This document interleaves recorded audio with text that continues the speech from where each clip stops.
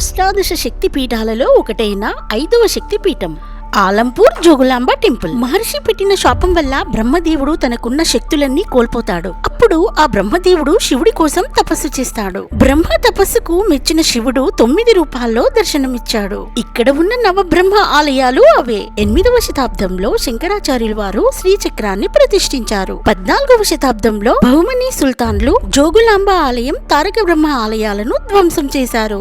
ఈ విషయం తెలుసుకున్న హరిహరరాయ సైన్యాన్ని పంపించి మిగతా ఆలయాన్ని కాపాడాడు. 2005 వరకు అమ్మవారి విగ్రహం బాల బ్రహ్మేశ్వర ఆలయంలోనే ఉంది. కానీ తారక బ్రహ్మేశ్వర లింగం అక్కడే ఉంది. ఈ ఆలయం గురించి తక్కువ బడ్జెట్ లో ఎలా చేరుకోవాలో ఫుల్ హిస్టరీ నేను వ్లాగ్ వీడియోలో చేశాను. ఈ వీడియో కింద లింక్ చేస్తాను, చూడండి.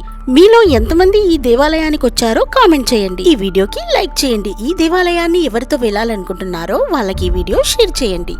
సర్వే జనా సుఖినో భవంతు.